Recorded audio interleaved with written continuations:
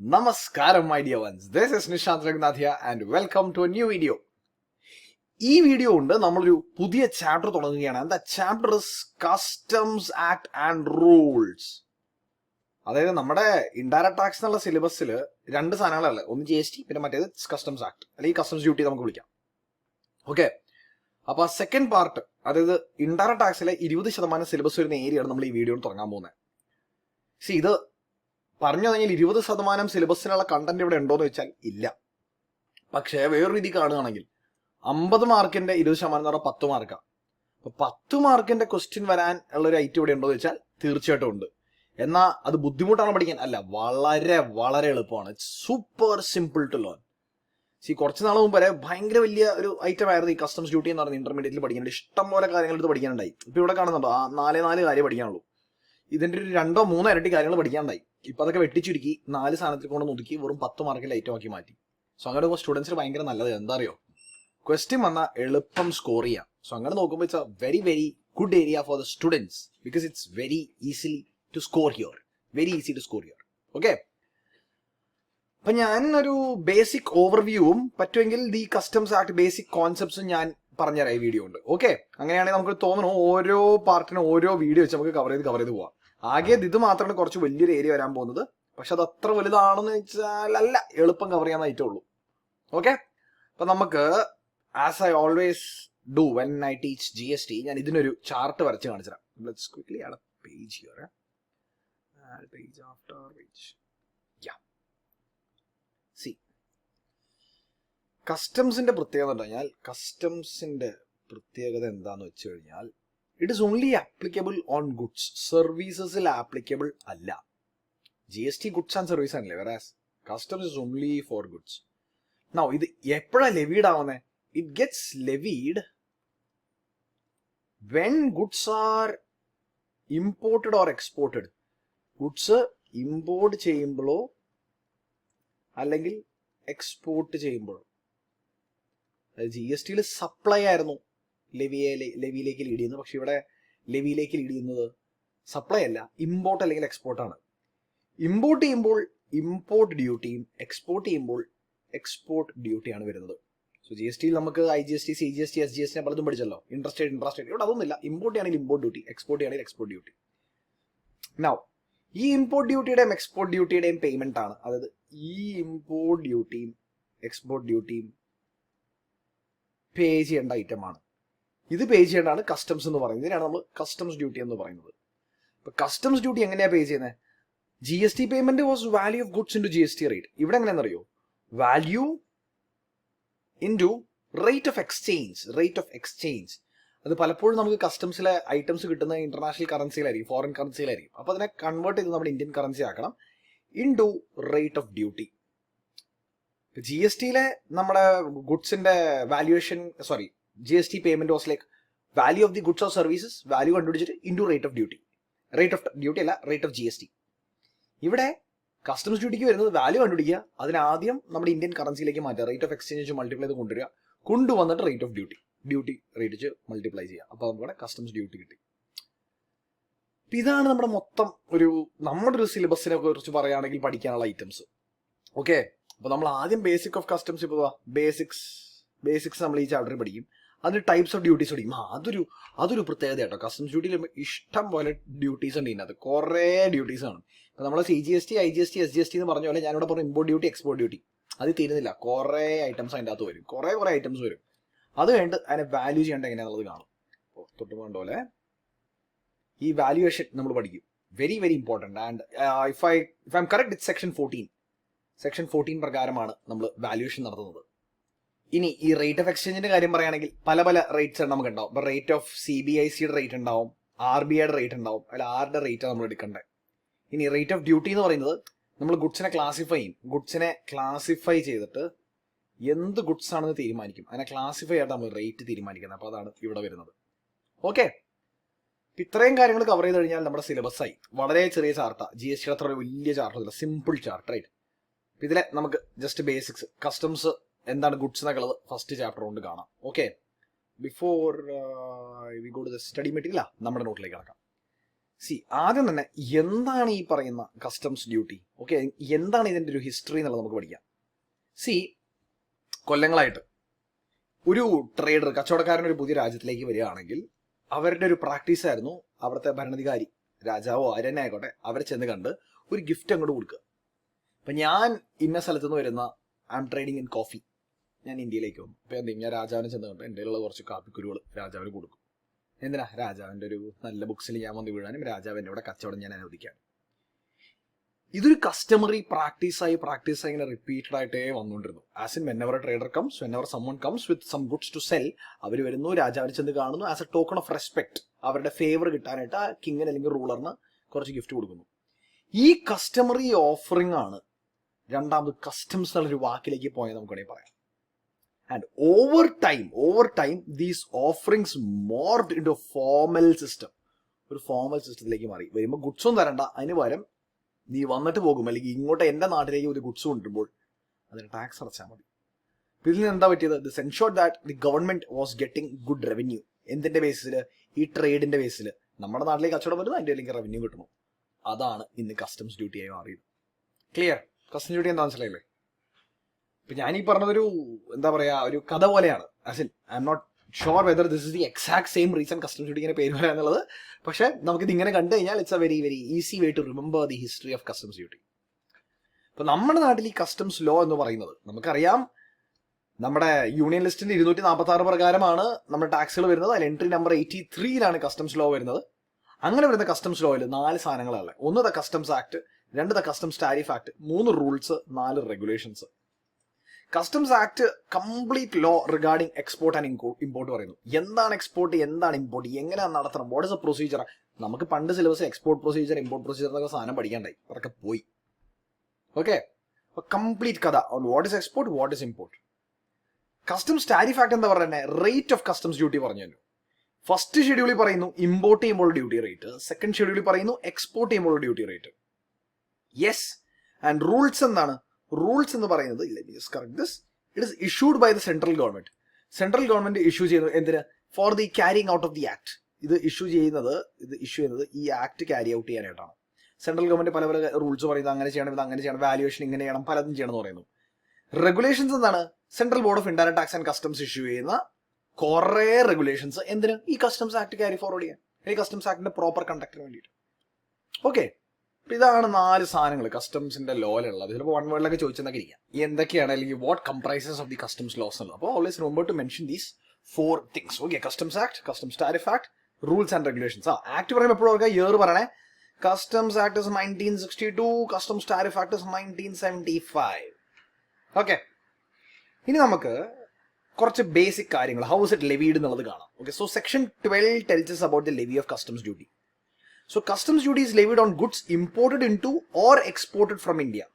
ഇന്ത്യയിലേക്ക് ഇമ്പോർട്ട് ചെയ്യുന്നതോ അല്ലെങ്കിൽ ഇന്ത്യയിൽ നിന്ന് എക്സ്പോർട്ട് ചെയ്യുന്ന ഗുഡ്സിനാണ് കസ്റ്റംസ് ഡ്യൂട്ടി വരുന്നത്.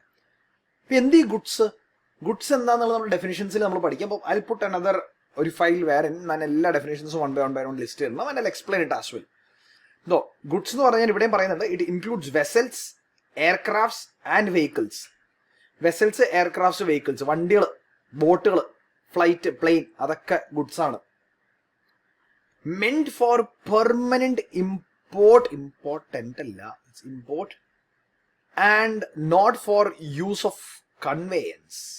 ഇതാണ് നമുക്ക് ബ്രാക്കറ്റിലാക്കാം. അതെന്ത് ഉദ്ദേശം വെച്ച് കഴിഞ്ഞാൽ, ഒരു ഫ്ലൈറ്റ് ദുബായിൽ നിന്ന് വന്നു, ദുബായിൽ നിന്ന് ഫ്ലൈറ്റ് ഒന്ന് കൊച്ചിയിൽ ലാൻഡ് ചെയ്തു, ലാൻഡ് ചെയ്ത് തിരിച്ചു പോയി. അപ്പോൾ ഗുഡ്സിൽ ഫ്ലൈറ്റ് ഗുഡ്സാന്ന് പറഞ്ഞല്ലോ, ഫ്ലൈറ്റ് ഗുഡ്സാന്ന് പറഞ്ഞല്ലേ. അപ്പോൾ ഫ്ലൈറ്റ് വന്ന് കൊച്ചിയിൽ ലാൻഡ് ചെയ്ത് കഴിഞ്ഞാൽ ആ ലാൻഡ് ചെയ്ത് തിരിച്ചു പോണ ഫ്ലൈറ്റിന് നമ്മൾ കസ്റ്റംസ് ഡ്യൂട്ടി അടക്കണം എന്ന് പറഞ്ഞാൽ ശരിയാവുമോ?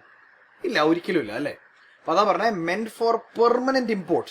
അത് ഈ ഫ്ലൈറ്റ് വന്നു, ഇനി ഫ്ലൈറ്റ് ഇവിടെയാണ്, അല്ലാണ്ട് അത് കൺവെൻസിന് ഉപയോഗിച്ച് വേറെ എങ്ങോട്ടേലും പോകാനുള്ള പരിപാടിക്കല്ല.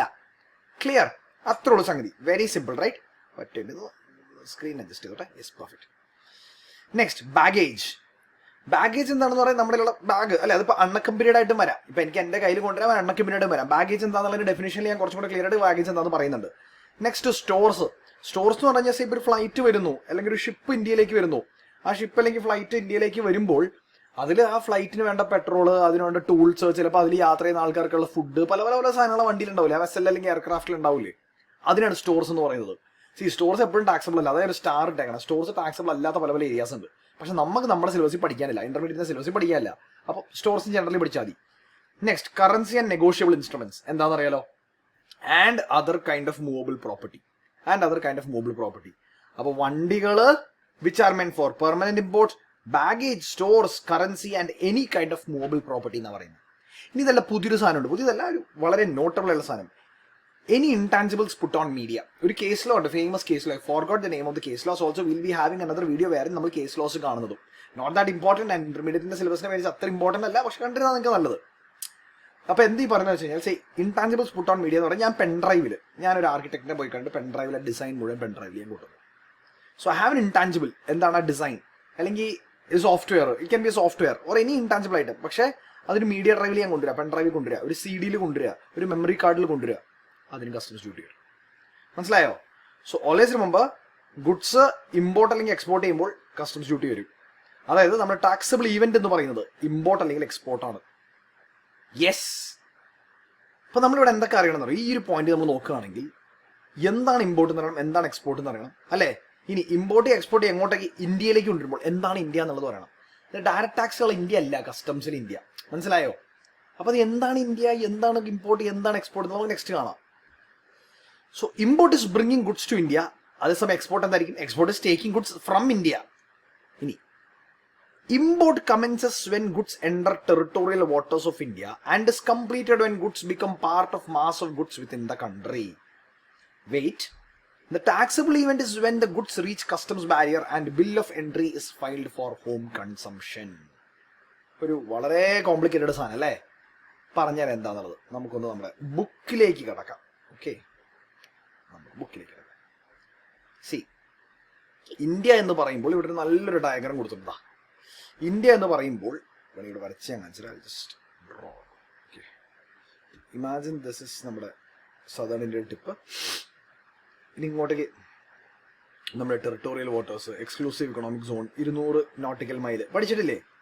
യെസ്, 12 നോട്ടിക്കൽ മൈൽ നമ്മുടെ ടെറിട്ടോറിയൽ വാട്ടേഴ്സ്, അത് നമുക്കറിയാലോ. കറക്റ്റ്.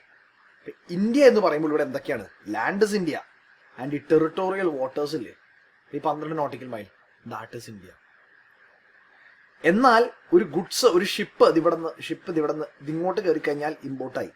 ഇവിടെ കിടന്നാൽ ഇമ്പോർട്ട് അല്ലേ? 200 നോട്ടിക്കൽ മൈൽസ് നമ്മൾ എന്താ വിളിക്കണേ? Exclusive economic zone. Exclusive economic zone India അല്ലേ? ഇന്ത്യയാണ്. അതെങ്ങനെ ഇന്ത്യ ആവണേ? അപ്പൊ പൊതുവെ ഇപ്പൊ ചുമ്മാ ഒരു ഫ്ലൈറ്റ് ഇവിടെ വരയ്ക്കേണ്ടത് ബെറ്റർ പ്ലേസ്, നോട്ട് ഫൈൽ തന്നെ ക്ലിയർ, റൂൾ ഫൈൽ ചെയ്യാം better. C, imagine this is bottom of India, 12 nautical miles territorial waters, 200 nautical miles, 200 nautical miles നമ്മുടെ എക്സ്ക്ലൂസീവ് ഇക്കണോമിക് സോൺ. ഈ കംപ്ലീറ്റ് സാധനം കസ്റ്റംസ് വാട്ടറാണ് ഈ കംപ്ലീറ്റ് സാധനം. പക്ഷെ ഇമ്പോർട്ട് ചെയ്തു എന്ന് കൺസിഡർ ചെയ്യുന്നപ്പോഴാ ഒരു ഐറ്റം ഇങ്ങോട്ട് ക്രോസ് ചെയ്യുമ്പോൾ ടെറിട്ടോറിയൽ വാട്ടേഴ്സിലേക്ക് കിടക്കുമ്പോഴാണ് ഇമ്പോർട്ട് തുടങ്ങുന്നത്. Whenever a goods or whenever a vessel carrying goods passes the territorial waters, import തുടങ്ങിയതായിട്ട് കൺസിഡർ ചെയ്യുന്നു. അപ്പൊ ഇവിടെ ഹൈ സീസ് ആണ്, നമുക്ക് ഹൈ സീസ്. ഇവിടെ കൂടുതൽ ഷിപ്പ് ഇങ്ങനെ പോവാണ്. ഓക്കെ, ഇമാജിൻ ദിസ് ഷിപ്പ് ഇങ്ങനെ ഇവിടെ എത്തി. അപ്പൊ അത് ഇമ്പോർട്ട് അല്ലേ? എന്റെ ചോദ്യമാണ്. അല്ല എന്നാണ് നിയമം പറയുന്നത്. പക്ഷെ നിയമം തന്നെ പറയുന്നു ഈ exclusive economic zone customs water ആണെന്ന്. കസ്റ്റംസ് വാട്ടർ ആണ് ഇവന് ഇമ്പോർട്ട് അല്ലെങ്കിൽ എന്താ? ഇത്രേ ഉള്ളൂ. കസ്റ്റംസ് വാട്ടർ കയറി കഴിഞ്ഞാൽ കസ്റ്റംസ് ഓഫീസറുടെ റൈറ്റ് ആയി ആ ഷിപ്പ് പോയി സെർച്ച് ചെയ്യാൻ, ആ ഷിപ്പിനെ ആരെങ്കിലും അറസ്റ്റ് ചെയ്യണമെങ്കിലോ സീസ് ചെയ്യണമെങ്കിലോ അതിലുള്ള സാധനം കോൺഫിസ്കേറ്റ് ചെയ്യണമെങ്കിലോ. ഈ എക്സ്ക്ലൂസീവ് എക്കണോമിക് സോണിനകത്ത് എറിയ ഷിപ്പിനെ ഷിപ്പിനെ ആ വന്ന വണ്ടിയെ പരിശോധിക്കാൻ, അതിലുള്ള ആൾക്കാരെ അറസ്റ്റ് ചെയ്യണമെങ്കിൽ അറസ്റ്റ് ചെയ്യാൻ, കോൺഫിസ്കേറ്റ് ചെയ്യാൻ, സീസ് ചെയ്യാനുള്ള റൈറ്റ് ആയി. അത്രേ ഉള്ളൂ. ഇമ്പോർട്ട് വരുന്നത്, കസ്റ്റംസ് ഡ്യൂട്ടി വരുന്നത് ഇതിൻ്റെ അകത്തേക്ക് കിടക്കും മാത്രം. പക്ഷെ എന്താ അങ്ങനെ സ്പെഷ്യൽ കേസ് ഉണ്ട്. ഇവിടെ ഒരു എണ്ണക്കിണർ, ഒരു ഓയിൽ റിഗ് ഉണ്ടെന്ന് വെക്കാം. ഈ ഷിപ്പ് വന്നിട്ട് ഇങ്ങോട്ടേക്ക് ഓരോ സാധനങ്ങൾ വന്നിട്ട് ഇറക്കി വെച്ചിട്ട് പോയി. അത് ഇമ്പോർട്ടാണ്. എന്താ പറയണത് അറിയോ? എക്സ്ക്ലൂസീവ് ഇക്കണോമിക് സോണും ഇനി അതിന്റെ അടിയിലുള്ള കോണ്ടിനെന്റൽ ഷെൽഫും, ഇതിനുള്ള കോണ്ടിനെന്റൽ ഷെൽഫും കസ്റ്റംസ് ഡ്യൂട്ടി ആപ്ലിക്കബിൾ ആയ സ്ഥലമാകും. എപ്പോ? When the law decides so. നിയമത്തിനെ ചെയ്യാൻ തോന്നിയാൽ അതാകും. ഇവിടെ ഓയിൽ റിഗ് വന്നു കഴിഞ്ഞാൽ നിയമം പറയാം ആ ഏരിയ നമുക്കത് എക്സ്ക്ലൂസീവ് ഇക്കണോമിക് സോൺ ആണെങ്കിൽ പോലും നമ്മുടെ കസ്റ്റംസ് വരേണ്ട സ്ഥലമായി. അപ്പോൾ ചില ഡെസിഗ്നേറ്റഡ് സ്പെഷ്യൽ ഏരിയാസ് പറയുകയും ചെയ്യും. ഇങ്ങനെ എണ്ണക്കിണറൊക്കെ വന്നു കഴിഞ്ഞാൽ ആ ഏരിയ മൊത്തം എന്നൊക്കെ പറയുകയും ചെയ്യും. അതാണ് സംഗതി. ഇപ്പോൾ നമ്മുടെ നോട്ടിൽ നോക്കിയാൽ, നോട്ടല്ല നമ്മുടെ ടെക്സ്റ്റിൽ തന്നെ എക്സ്പ്ലനേഷൻ നോക്കിക്കഴിഞ്ഞാൽ കാണാം. C the notified designated areas in the continental shelf of India and exclusive economic zone of India. അത് കസ്റ്റംസിന്റെ ഭാഗവും അതാണ് കേട്ടോ. Extension of customs act and customs tariff act two EEZ and continental shelf. ഞാൻ പറഞ്ഞത് വെച്ച് customs act നമ്മുടെ ലാൻഡും ഇങ്ങോട്ടേക്ക് ഇന്ത്യയാണേ, പിന്നെ ടെറിട്ടോറിയൽ വാട്ടേഴ്സും ഇവിടം വരെ ഉള്ളൂ എന്നാണ് ഞാൻ പറഞ്ഞത് അല്ലേ. അത് എക്സ്ക്ലൂസീവ് ഇക്കണോമിക് സോൺ ഞാൻ ബ്ലൂവിൽ ഹൈലൈറ്റ് ചെയ്യുക, ഇവിടെ വരില്ല. കോണ്ടിനെന്റൽ ഷെൽഫിൽ ഇവിടെയും വരില്ല എന്നാണ് ഞാൻ പറഞ്ഞത് അല്ലേ. വരും എപ്പോ? എനി നോട്ടിഫൈഡ് ഡെസിഗ്നേറ്റഡ് ഏരിയാസ്, ഏതെങ്കിലും സ്പെഷ്യൽ ആയിട്ട് ഏരിയ എടുത്ത് പറയുന്നുണ്ടെങ്കിൽ. ഇനി whole of economic exclusive economic zone continental ഷെൽഫും വരും എപ്പോ? When it's for the purpose of prospecting or extracting mineral oils. അത് എണ്ണക്കിണർ, പെട്രോളിയം, നാച്ചുറൽ ഗ്യാസിന്റെ ഒക്കെ കിണർ, എണ്ണ ഓയിൽ റിഗ് വയ്ക്കുമ്പോൾ അത് വെക്കുമ്പോൾ അത് കസ്റ്റംസ് ഡ്യൂട്ടിയുടെ ഏരിയയായി. ഇനി the supply of any goods in connection with any of the aforesaid activities, അതിലേക്ക് എന്തെങ്കിലും ഗുഡ്സ് കൊടുക്കുമ്പോൾ അത് കസ്റ്റംസിന്റെ ആയി പോയി. മനസ്സിലായോ? ഒരു ഓയിൽ റിഗ് വരുന്നു, ആ ഓയിൽ റിഗ് കസ്റ്റംസ് ഏരിയ ആയി. ഇനി അങ്ങോട്ടേക്ക് ഒരു സാധനം ഇറക്കി വെച്ച് കഴിഞ്ഞാൽ അത് കസ്റ്റംസ് ഡ്യൂട്ടിക്ക് ആപ്ലിക്കബിൾ ആയി. Yes, clear? അത്രേ ഉള്ളൂ സംഗതി. അതാണ് ഇന്ത്യൻ കസ്റ്റംസ് വാട്ടേഴ്സ് കൊണ്ട് ഉദ്ദേശിക്കുന്നത്. ക്ലിയർ? അപ്പോൾ കസ്റ്റംസ് ആക്ട് എവിടം വരെ ഉള്ളത്? പൊതുവെ പറഞ്ഞു കഴിഞ്ഞാൽ customs act customs act territorial വാട്ടേഴ്സിലാണ് തുടങ്ങുന്നത്. ഇമ്പോർട്ട് എന്ന് പറഞ്ഞ സാധനം തുടങ്ങുന്നത്. ഇനി എക്സ്പോർട്ട് എപ്പോഴാണ് തുടങ്ങുന്നത്? ഇവിടുന്ന് ഗുഡ്സ് വിട്ടുപോയാൽ ടെറിട്ടോറിയൽ വാട്ടേഴ്സ് കഴിഞ്ഞു വരുന്നത് എക്സ്പോർട്ട് ആയി, കഴിഞ്ഞ് പോകണം എന്നാൽ മാത്രമേ എക്സ്പോർട്ട് ആവുള്ളൂ. ഓക്കെ, അപ്പോൾ ടെറിട്ടോറിയൽ വാട്ടേഴ്സ് ആണ് നമ്മുടെ ക്രൈറ്റീരിയ, ഡിസൈഡിങ് ക്രൈറ്റീരിയ എന്ന് പറയുന്നത് ഈ കാണുന്ന ടെറിട്ടോറിയൽ വാട്ടേഴ്സാണ്. ഓക്കെ, ചില കേസുകളിൽ മാത്രം എക്സ്ക്ലൂസീവ് ഇക്കണോമിക് സോണിലേക്കും കോണ്ടിനെന്റൽ ഷെൽഫിലേക്ക് ഇതിവിടം വരെ പോകും. എപ്പോഴാണ് ഈ ഓയിൽ റിഗ് അല്ലെങ്കിൽ എന്തെങ്കിലും സ്പെസിഫൈഡ് നോട്ടിഫിക്കേഷൻ വരികയാണെങ്കിൽ. ക്ലിയർ? യെസ്. അപ്പൊ എന്തിവിടെ പറഞ്ഞിരിക്കുന്നത്? സോ ദ ടാക്സബിൾ ഈവന്റ്, അതായത് import commences when goods enter territorial waters of India and is completed when goods become part of the mass of goods within the country. അതായത് import ചെയ്തു, territorial വാട്ടേഴ്സിനകത്തേക്ക് കയറി import തുടങ്ങി, കരയിലെത്തി, customs ഫ്രണ്ടിയറിലെത്തി, ഇപ്പോൾ പോർട്ടിലെത്തി. എപ്പോഴാണ് ഈ customs barrier മറികടന്ന് അത് ബിൽ ഓഫ് എൻട്രി ഫയൽ ചെയ്ത്, listen to this word very carefully, this term, home കൺസംഷന് ക്ലിയറൻസ് കിട്ടുന്നത്. ഹോം കൺസംഷന് ക്ലിയറൻസ് കിട്ടുമ്പോഴാണ് ടാക്സബിൾ ഈവന്റ് കംപ്ലീറ്റ് ആവുന്നത്. അത് ഇമ്പോർട്ടായി ടാക്സബിൾ ഈവന്റ് തുടങ്ങി, അത് കംപ്ലീറ്റ് ആവുന്നപ്പോഴാണ് ഹോം കൺസംഷന് ക്ലിയറൻസ് കിട്ടുമ്പോൾ. നമ്മൾ പഠിക്കും. ശരിക്കും പറഞ്ഞാൽ ഇമ്പോർട്ട് പ്രൊസീജിയറിൽ ഇത് ഫുള്ള് പഠിക്കാനുണ്ടായി. ഭയങ്കര രസമുള്ള ഒരു പരിപാടിയായിരുന്നു. ഒന്നുമില്ല, ഗുഡ്സ് എത്തി, കസ്റ്റംസ് ഓഫീസറുടെ സ്ഥലത്ത് എത്തി, കസ്റ്റംസ് ഓഫീസർ ചെക്ക് ചെയ്തു, ഓക്കെ പറഞ്ഞു, ഓണർ വന്നു, ഗുഡ്സിന്റെ കൊടുക്കാനുള്ള ഡിക്ലറേഷൻ കൊടുത്തു, ബിൽ ഓഫ് എൻട്രി ഒക്കെ ഫയൽ ചെയ്തിട്ട്, സാറേ ഞാൻ ഈ ഗുഡ്സ് കൊണ്ടുപോയിക്കോട്ടെ ഇന്ത്യയിൽ കച്ചവടം ചെയ്യാൻ. അങ്ങനെ കച്ചവടം ചെയ്യാനായിട്ട് കൊടുക്കുന്ന ഗുഡ്സിനെയാണ് clearance given for home consumption എന്ന് പറയുന്നത്. ചിലപ്പോൾ ഞാൻ കച്ചവടം ചെയ്യാൻ കൊണ്ടുപോയില്ല, ഞാൻ പറയും സാറേ വെയർ ഹൗസിൽ വെച്ചോ, ബോണ്ടഡ് കസ്റ്റംസ് ബോണ്ടഡ് വെയർ ഹൗസിൽ വെച്ചോ, ഞാൻ കുറച്ചായിട്ട് വന്നിട്ട് എടുത്തോളാം. അങ്ങനെ പറയുമ്പോൾ പറയും clearance given for warehousing. പക്ഷെ കസ്റ്റംസിന്റെ ടാക്സബിൾ ഈവന്റ് വരണമെങ്കിൽ ഹോം കൺസംഷനെ ക്ലിയറൻസ് നടത്തണം. അപ്പൊ India is a land mass plus 12 nautical miles of territorial waters of India. ഇനി കസ്റ്റംസ് ഓർഡർ 200 നോട്ടിക്കൽ മൈൽ വരെ ആവും. ടെറിട്ടോറിയൽ വാട്ടർ ഓഫ് ഇന്ത്യയിലേക്ക് കടന്നാൽ ഇത് ഇമ്പോർട്ടായി. ഇനി എൻട്രി ഇൻറ്റു കസ്റ്റംസ് ഓർഡറിലേക്ക് കയറിക്കാൻ എന്താ പ്രത്യേകത? Customs officer power to stop, search, arrest, confiscate, seizure അതൊക്കെ ചെയ്യാനുള്ള അധികാരം കസ്റ്റംസ് ഓഫീസറിന് കിട്ടുന്നു. ഓക്കെ, ഇനി ഇതെന്ത് ചെയ്ത് നേരത്തെ പറഞ്ഞ കാര്യം തന്നെ. എക്സ്ക്ലൂസീവ് ഇക്കണോമിക് സോണും കോണ്ടിനെന്റൽ ഷെൽഫും ഇന്ത്യയുടെ പാർട്ടല്ല, പക്ഷെ ആകും ഈ എണ്ണക്കിണറിൽ സ്പെസിഫിക് കാര്യത്തിന്റെ പേരിലാണെങ്കിൽ. ലെവി മനസ്സിലായല്ലോ? യെസ്, ഇങ്ങനെയാണ് കസ്റ്റംസ് ഡ്യൂട്ടി ലെവി ചെയ്യണം. ഇനി കുറച്ച് സെക്ഷൻസ് നമുക്ക് പഠിക്കാനുണ്ട്. ആ സെക്ഷൻസ് ഏതൊക്കെയാ? Section 13, 20, 21, 22 and 23. ഈ 13, 20, 21, 22 ആൻഡ് 23 അത് കുറച്ച് ഇൻട്രസ്റ്റ് അല്ല, ഇനി ഉണ്ട് കേട്ടോ. അത് മാത്രം 23 അല്ല, 23, 1, 23, 2 ഈ വീഡിയോയിലാണെങ്കിൽ 24, 25 ഉണ്ട്. 24, 25 വേറെ സെറ്റാ. നമുക്ക് 13 to 23 വേണമെങ്കിൽ ഒരു സെറ്റിൽ പഠിക്കാം. ഇവിടെ എന്താ പഠിക്കണമെന്ന് അറിയോ? ചില കേസുകളിൽ കസ്റ്റംസ് ഡ്യൂട്ടി ഒറ്റയടിക്കാൻ കൊണ്ടുവരണ്ട. അത് ഏതൊക്കെ കേസാണെന്ന് ഞാൻ പറഞ്ഞുതരാം. അതിന് നമ്മുടെ ബുക്കിലേക്ക് ഒന്ന് കിടക്കാം. നമ്മുടെ ബുക്കിൽ അത് ഒരു ചാർട്ട് പോലെ പറയുന്നുണ്ട്. ഇവിടെ ഈ കാണുന്നൊന്നും ഞാൻ പഠിപ്പിച്ചില്ല, അത് പേടിക്കേണ്ട. അതൊക്കെ ഡെഫിനിഷൻസും വേറെ കുറച്ച് കാര്യങ്ങളാണ്. ഇപ്പൊ കണ്ടോ, വെയർ ഹൗസിംഗ് എന്താണ്, ഹോം കൺസംഷൻ എന്താണ്, ഇപ്പൊ പറഞ്ഞ കാര്യങ്ങളാണ് ഇതൊക്കെ. ഓക്കെ, ഈ ഡെഫിനിഷൻസിന് ഐ ബി പുട്ടിങ് സെപ്പറേറ്റ് 5. ഇപ്പൊ ഞാൻ ഇപ്പൊ തൽക്കാലം ഇങ്ങോട്ട് പോവാം. 30, 20 ഇല്ല, 22, 23 ഇത്രയും കാര്യങ്ങളൂടെ പറയുന്നത്. 13 എന്താ പറയുന്നത് അറിയാമോ? Pilfered goods, no duty on pilfered goods. അതായത് ഇമ്പോർട്ട് ചെയ്ത ഗുഡ്സ് പിൽഫേർഡ് അല്ലറ ചില്ലറ മോഷണം. മനസ്സിലായോ? Such goods pilfered after unloading and before order for clearance or home consumption or warehouses given. Goods ഷിപ്പിൽ കൊണ്ടുവന്നു ഗുഡ്സ് ഇറക്കിയതിന് ശേഷമാണ് ഈ മോഷണം നടക്കണേ. അതായത് ഇറക്കി വെച്ചിട്ടേ ഉള്ളൂ, ക്ലിയറൻസ് കിട്ടിയിട്ടില്ല. ഗുഡ്സിനെ ഹോം കൺസംഷൻ കൊണ്ടുപോകണം, വെയർ ഹൗസിൽ കൊണ്ടുവരാം. കാരണം ഹോം കൺസംഷനോ വെയർ ഹൗസിലേക്ക് കൊണ്ടുപോകാൻ ക്ലിയറൻസ് കിട്ടി കഴിഞ്ഞാൽ ഓണറിന്റെ ചുമതലയായി. ഇപ്പൊ അവിടെ കൊണ്ടുവന്ന് ഇറക്കി എന്ന് പറയുമ്പോൾ കസ്റ്റംസ് ഓഫീസറുടെ ചുമതലയുണ്ട്. മനസ്സിലായോ? അവരുടെ ചുമതലയിലിരിക്കുമ്പോൾ ഈ ഗുഡ്സ് കുറച്ച് മോഷണം പോയി, അത് തിരിച്ചു കിട്ടിയില്ല. അങ്ങനെയെങ്കിൽ അതിന് ഡ്യൂട്ടി വേണ്ട എന്നാണ് ഇൻകം ടാക്സ് ആക്ട് പറയുന്നത്. The importer shall not be liable to pay duty on such pilfered goods. Pilfer എന്ന് പറയുന്നത് സ്റ്റീൽ സംതിങ്, ചെറിയ ക്വാണ്ടിറ്റി, പെറ്റി തെഫ്റ്റ്. അത് മൊത്തം മോഷണമൊന്നുമല്ല. ഓക്കെ, ഇനി എങ്ങനെ ഗുഡ്സ് റീസ്റ്റോർ ചെയ്ത് കഴിഞ്ഞാൽ അത് കണ്ടുപിടിച്ച് കൊടുത്തു കഴിഞ്ഞാൽ അതിന് ഡ്യൂട്ടി അടയ്ക്കേണ്ടി വരും. യെസ്, ഇത്രയുള്ള concept. When the goods are not in the control of importer, he is not liable to pay duty. Goods ആളുടെ കൺട്രോൾ ഇല്ലെങ്കിൽ ഡ്യൂട്ടി പേ ചെയ്യണ്ട, അത്രേ 13 പറയുന്നുള്ളൂ. ഇനി വരുന്നത് section 22, abatement of duty on damaged or deteriorated goods. Goods ഡാമേജോ ഡിറ്റീരിയോറേറ്റോ ആയിപ്പോയി. അങ്ങനെയെങ്കിൽ ഗുഡ്സ് ഡാമേജോ ഡിറ്റീരിയോറേറ്റോ ആയി പോവാണെങ്കിൽ അതിനൊരു ഡിസ്കൗണ്ട് തരാം. ആ ഡാമേജ് അതിന് ഞങ്ങൾ ഡിസ്കൗണ്ട് തരാം. ഡാമേജിന് ടാക്സ് അടയ്ക്കണ്ട. ഡിസ്ട്രോയ് ആവും, ഗുഡ്സ് മൊത്തം നശിച്ചോയോ, അതിന് ഞങ്ങൾ ഡിസ്കൗണ്ട് തരാം. നിങ്ങൾ ടാക്സ് മൊത്തം അടയ്ക്കണ്ട. പക്ഷേ നേരത്തെ പറഞ്ഞല്ലോ, പിൽഫറേജിന് അല്ലറ ചില്ലറ മോഷണമാണെങ്കിൽ അൺലോഡ് ചെയ്തിട്ട് ക്ലിയറൻസ് കിട്ടുന്നതിന് മുമ്പാണ് അല്ലേ. അതായത് കസ്റ്റംസ് ഓഫീസറുടെ പവറിൽ ഇരിക്കുമ്പോഴാണ് പിൽഫറേജ് നടക്കണമെങ്കിൽ നമുക്ക് ടാക്സ് അടയ്ക്കണ്ടെന്നാണ് പറയുന്നത്. ഇവിടെ അങ്ങനെയല്ല. ഇവിടെ എന്താ ചെയ്യുന്നത്, പല കേസായിട്ട് അനലൈസ് ചെയ്യണം.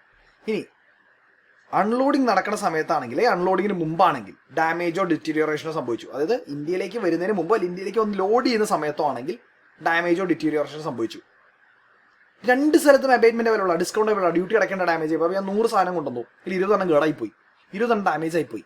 എപ്പോൾ അൺലോഡ് ചെയ്യുന്ന സമയത്ത് അല്ലെങ്കിൽ അൺലോഡ് ചെയ്യുന്ന മുമ്പ് വന്നപ്പോഴേ ഡാമേജ് കിടക്കണം, അല്ലെങ്കിൽ അൺലോഡ് ചെയ്യുന്ന സമയത്ത് ഡാമേജ് ആവണം, ഡ്യൂട്ടി അടയ്ക്കേണ്ട. അല്ലെങ്കിൽ ഡിറ്റീരിയോറേറ്റ് എന്ന് പറഞ്ഞാൽ ചീത്തയായിപ്പോയി, ചീത്തയായിപ്പോയി. ഇപ്പോൾ ഫുഡ് ഐറ്റംസ് ഒക്കെ ആണെങ്കിൽ ചീത്തയാവില്ലേ. അപ്പോൾ അൺലോഡിങ്ങിന് മുമ്പോ ആണെങ്കിൽ ഡാമേജ് ആയാലും ഡിറ്റീരിയോറേഷൻ ആയാലും അബേറ്റ്മെന്റ് കിട്ടും. ഇനി അൺലോഡിങ്ങിന് ശേഷമാണെങ്കിലോ, അൺലോഡ് ചെയ്ത് കഴിഞ്ഞു, ഡാമേജ് ആണെങ്കിൽ ഡിസ്കൗണ്ട് കിട്ടും. പക്ഷേ അൺലോഡ് ചെയ്തതിനു ശേഷം എൻ്റെ ഫുഡ് ചീത്തയാണെങ്കിൽ ഡിസ്കൗണ്ട് കിട്ടില്ല. ഇനി വെയർ ഹൗസ് ചെയ്ത് goods, clearance for home consumption അല്ല, വെയർ ഹൗസിലേക്ക് കൊണ്ടുപോയി കസ്റ്റംസിന്റെ വെയർ ഹൗസിൽ കൊണ്ടുപോയി വെച്ചു, അവിടെ ഇരുന്ന് ഗുഡ്സ് ഡാമേജ് ആയി, എടുത്തോ, ഡിസ്കൗണ്ട് എടുത്തോ, നോ പ്രോബ്ലം. പക്ഷേ ഡിറ്റീരിയോറേഷന്റെ കാര്യത്തിൽ പറഞ്ഞു, ഷിപ്പിൽ നിന്ന് ഇറക്കി കഴിഞ്ഞാൽ പിന്നെ ഫുഡ് ചീത്തയായതിന് ഞങ്ങൾ ഡിസ്കൗണ്ട് തരില്ല. കാരണം നമ്മുടെ ചുമതലയാണ് ഫുഡ് ഇങ്ങനത്തെ സാധനം സൂക്ഷിക്കണം എന്നുള്ളത്. തരില്ല, അത്രേ ഉള്ളൂ, സിമ്പിൾ. ഇനി എത്ര വാല്യൂ ആണ് എത്ര ഡിസ്കൗണ്ട് കിട്ടുക, അത് എപ്പോഴും in proportion to value of damage goods, damage or deteriorated goods, ഇത്രേ പറയുന്നുള്ളൂ. Customs duty on deteriorated damage goods എന്ന് പറയുന്നത് എന്താ, എൻ്റെ മൊത്തം കസ്റ്റംസ് ഡ്യൂട്ടി എത്രയാണെന്ന് നിൽക്കുക. എൻ്റെ മൊത്തം കസ്റ്റംസ് ഡ്യൂട്ടി 100 രൂപ വരണേ. ഓക്കെ, 100 രൂപ ഞാൻ അടയ്ക്കുന്നത് 400 ഗുഡ്സിനാണ്. ഈ 400ൽ 40 ഗുഡ്സാണ് ഡാമേജ് ആയി പോയത്. അപ്പോൾ 100 × 40 ഡാമേജ് ആയ ഗുഡ്സിന്റെ വാല്യൂ ബൈ മൊത്തം ഗുഡ്സിന്റെ വാല്യൂ. 100 × 40/400 that is 10. 100ൽ 10 രൂപയാണ് ഈ കസ്റ്റംസ് ഡ്യൂട്ടിയിൽ ഡിസ്കൗണ്ട് കിട്ടുക. മനസ്സിലായോ? ഇവിടെ നോക്കിയേ,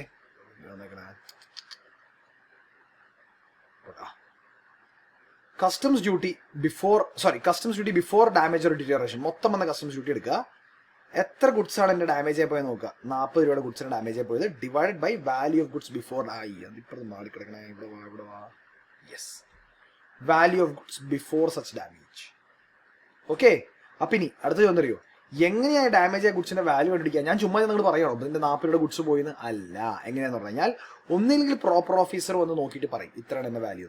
അല്ലെങ്കിൽ നമ്മുടെ ഓപ്ഷനിൽ ഗുഡ്സ് ഇമ്പോർട്ട് ചെയ്തുള്ള ഓപ്ഷനിൽ പ്രോപ്പർ ഓഫീസറോട് നമ്മൾ പറയും ഈ ഗുഡ്സ് എടുത്ത് വിൽക്കുക, വല്ല ഓപ്ഷനിലൂടെ ടെൻഡറിലൂടെ വിൽക്കുക, എന്തെങ്കിലും നമുക്ക് കിട്ടുമല്ലോ, അതാണ് എൻ്റെ വാല്യൂ. മനസ്സിലായോ? അത് നമ്മുടെ ഓപ്ഷനാണ്, ഓണറിന്റെ ഓപ്ഷനാണ് കേട്ടോ. അപ്പം ഇതാണ് സെക്ഷൻ 22, ഡിസ്കൗണ്ട് കിട്ടുന്നത്. അത് ഡാമേജ് ഓർ ഡിസ്ട്രോയിഡ് ഗുഡ്സ് ആണെങ്കിൽ അത് അബാൻഡൻഡ് അല്ല, വേണ്ടാന്ന് പറഞ്ഞാൽ നമ്മൾ ഇട്ടിട്ട് പോകുന്നില്ല, നമുക്കത് വേണം. അപ്പം അങ്ങനെ വേണമെന്ന് പറയുകയാണെങ്കിൽ ഡാമേജ് ആയത് നമുക്ക് ഡിസ്കൗണ്ട് എടുക്കാം. അതാണ് 22. അപ്പം അവിടെ ഇനി അബാൻഡൻഡിൻ്റെ ഒക്കെ കാര്യം പറഞ്ഞില്ലേ, അതെന്താ സംഗതി? അതാണ് സെക്ഷൻ 23. അതായത് 23(2) abandoned goods, 23(1) goods lost or destroyed. ഞാൻ ഗുഡ്സ് കൊണ്ടുവന്നു, കാണാനില്ല, ഡിസ്ട്രോയിഡ് ആയി പോയില്ലെങ്കിൽ മൊത്തം നശിച്ചുപോയി. അങ്ങനെയെങ്കിൽ ആസ് എൻ ഇമ്പോർട്ടർ എൻ്റെ ചുമതലയാണത് പ്രൂവ് ചെയ്യാൻ. എൻ്റെ ഗുഡ്സ് ഡിസ്ട്രോയിഡ് ആയി പോയി അല്ലെങ്കിൽ നഷ്ടപ്പെട്ടു പോയി. എപ്പോ? ക്ലിയറൻസ് കിട്ടുന്നതിന് മുമ്പ്. ഈവൻ വെയർ ഹൗസ്ഡ് ഗുഡ്സിന് അത് ആപ്ലിക്കബിൾ ആണ്. വെയർ ഹൗസിൽ കൊണ്ടുപോയി വെച്ചിട്ടാണ് ഡിസ്ട്രോയും ലോസ് ആണെങ്കിൽ കുഴപ്പമില്ല, നമുക്ക് ഈ ഇളവ് കിട്ടും. എന്താ പറയുന്ന നിയമം, നിങ്ങൾ 100 ഗുഡ്സ് കൊണ്ടുവന്നു, ക്ലിയറൻസിൽ ഹോം കൺസംഷന് കൊണ്ടുവരുമ്പോൾ ഈ ഗുഡ്സ് ഫുള്ളി ഡാമേജ് ആയിപ്പോയി, ഡിസ്ട്രോയ് ആയിപ്പോയി, മൊത്തത്തിനോട് കത്തിപ്പോയി, അല്ലെങ്കിൽ മൊത്തത്തിനോട് ചീത്തയായിപ്പോയി. ഫുഡ് ചീത്തയാവില്ല കേട്ടോ, മൊത്തത്തിനോട് ഡിസ്ട്രക്ഷൻ, ഫുൾ ഡിസ്ട്രക്ഷൻ, അല്ലെങ്കിൽ ഗുഡ്സ് കാണാതെ പോയി, ഫുൾ മോഷണം പോയി. അങ്ങനെയെങ്കിൽ എത്രയാണോ നമ്മളിൽ ഡ്യൂട്ടി അടക്കേണ്ടിയിരുന്നത്, വേണ്ട, ആ ഡ്യൂട്ടി വേണ്ട, കൊണ്ടേക്കോ, ഡ്യൂട്ടി തരണ്ട. ഒറ്റ കാര്യമുള്ളൂ, ഓണറിന്റെ പുറത്താ പ്രൂഫ്, ആൾ കൊണ്ടുവന്ന് പ്രൂവ് ചെയ്യണം. അത് ഇവിടെ 23 നമുക്ക് നോക്കാം. When it is shown to the satisfaction of the assistant commissioner or deputy commissioner that any imported goods have been lost, pilferage അല്ല കേട്ടോ, pilferage നമ്മൾ പറയാണ്ടല്ലോ 13 കണ്ടല്ലോ, അല്ലെങ്കിൽ it has been destroyed at any time before clearance for home consumption. Home കൺസംഷന് മുമ്പ് എപ്പോഴായാലും ആവാം. Goods കൊണ്ടുവരുന്ന ഷിപ്പ് വരുന്ന സമയത്താവാം, അൺലോഡ് ചെയ്യുന്ന സമയത്താവാം, അൺലോഡ് ചെയ്ത് വെയർ ഹൗസിൽ കൊണ്ടുവച്ചിട്ടാവാം, വെയർ ഹൗസിൽ വെച്ചാകാം, കുഴപ്പമില്ല. ഹോം കൺസംഷന് ക്ലിയറൻസ് കിട്ടാൻ മുമ്പ് എപ്പോഴെങ്കിലും ഗുഡ്സ് ലോസ്റ്റോ ഡിസ്ട്രോയിഡോ ആവുകയാണെങ്കിൽ അതിന്റെ പുറത്തുള്ള ഡ്യൂട്ടി ക്യാൻസൽ ചെയ്ത് റിമിഷൻ നടത്തും. റിമിഷൻ വേണ്ട. So the remission of duty is permissible only when there is total loss or losses for ever and beyond recovery. അതായത് imported goods is destroyed before clearance for home consumption or destroyed due to fire in the warehouse. വെയർ ഹൗസിൽ തീയൊക്കെ പിടിച്ച് പോവുകയാണെങ്കിൽ, അല്ലറ ചില്ലറ മോഷണമാണെങ്കിൽ section 13 പോകുന്നത്.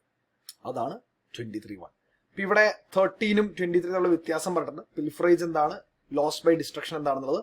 പിൽഫറേജ് എന്ന് പറഞ്ഞാൽ ചെറിയ ക്വാണ്ടിറ്റിയിലുള്ള മോഷണമാണ്, ഇത് മൊത്തം ലോസിൽ മൊത്തം ഡിസ്ട്രക്ഷൻ ആണ്. ഓക്കെ, ഡ്യൂട്ടി ലയബിലിറ്റി എങ്ങനെയാണ്, importer is not made liable to pay duty on pilfered imported goods. Pilfer ചെയ്ത് ഇമ്പോർട്ട് ചെയ്ത ഗുഡ്സിന് മാത്രം ഡ്യൂട്ടി, ചെറിയ മോഷണം പോയതിന് മാത്രം ഡ്യൂട്ടി അടയ്ക്കേണ്ടെന്ന, ബാക്കിയുള്ളതിന് അല്ലെങ്കിൽ തിരിച്ച് കിട്ടുകയാണെങ്കിൽ നമ്മൾ ഡ്യൂട്ടി അടയ്ക്കണം എന്ന് തന്നെയാണ് നിയമം. ഇത് തിരിച്ച് കിട്ടുകയാണെങ്കിൽ, പക്ഷെ ഇവിടെ ദ ഡ്യൂട്ടി പെയ്ഡ്, ഇപ്പൊ ഡ്യൂട്ടി പേ ചെയ്തിട്ടായിരിക്കും നമ്മൾ വെയർ ഹൗസിലേക്ക് മാറ്റിയേക്കണേ, അത് മുഴുവൻ റെമിറ്റ് ചെയ്ത് കിട്ടും. ഇനി the imported goods must have been pilfered after unloading but before the proper officer has made an order for clearance of home consumption. Home കൺസംഷന് മുമ്പായിരിക്കണം ഇത് സംഭവിച്ചിട്ടുണ്ടാവേണ്ടത്. അതായത് it must have been after unloading, അതാണ് highlight. Unload ചെയ്തതിനു ശേഷവും home consumption കിട്ടുന്നതിന് മുമ്പ്. ഇവിടെ any time before home consumption, any time before physical clearance of the goods for home consumption. അപ്പൊ ഷിപ്പിൽ വരുന്ന വഴിയാവാം, വന്ന് ഇറക്കണ സമയത്താവാം, ഇറക്കണതിന് മുമ്പാകാം, പക്ഷെ ഇവിടെ ഇറക്കി കഴിഞ്ഞിട്ട് മാത്രം എന്ന് പറയുന്നുണ്ട്. ഇനി വെയർ ഹൗസ്ഡ് ഗുഡ്സ് ആണെങ്കിൽ section 13 is not applicable for warehoused goods. വെയർ ഹൗസിൽ കൊണ്ടുവച്ച സാധനം മോഷണം പോയി ഞങ്ങൾ ഉത്തരവാദികളല്ല. പക്ഷെ 23(1) ആണെങ്കിൽ വെയർ ഹൗസിനും ആപ്ലിക്കബിൾ ആണ്. വെയർ ഹൗസിൽ കൊണ്ട് കസ്റ്റംസ് ബോണ്ടഡ് വെയർ ഹൗസിൽ കൊണ്ടുപോയി വെച്ചാലും ആപ്ലിക്കബിൾ ആണ്. That is 23(1). ഓക്കെ, ഇനി ഒരു പറയാൻ പറ്റും, ഇത് വളരെ ഇമ്പോർട്ടന്റ് കാര്യം കേട്ടോ, ബേർഡൻ ടു പ്രൂവ്. അതായത് പിൽഫറേജ് അല്ലറ ചില്ലറ മോഷണം നടന്നെന്ന് കഴിഞ്ഞാൽ നമ്മൾ ഈ പ്രൂവ് ചെയ്യണം, എൻ്റെ ഇത് മോഷണം പോയി അങ്ങനെയാണെങ്കിലും പറയുന്നു വേണ്ട. പക്ഷെ 23(1) എടുക്കുന്നെങ്കിൽ നമ്മൾ തെളിയിച്ചു കൊടുക്കണം. അതല്ല ഇവിടെ പറഞ്ഞേ, where it is shown to the satisfaction of the assistant commissioner. നമ്മൾ കാണിച്ചു കൊടുക്കണം അസിസ്റ്റന്റ് കമ്മീഷണർ, ഡെപ്യൂട്ടി കമ്മീഷണറിന് എന്റെ ഗുഡ്സ് നഷ്ടപ്പെട്ടു അല്ലെങ്കിൽ ഡിസ്ട്രോയിഡ് ആയി എപ്പോ ക്ലിയറൻസ് കിട്ടുന്നതിന് മുമ്പ് പ്രൂവ് ചെയ്ത് കൊടുക്കണം. മനസ്സിലായോ? അതാണ് 23(1).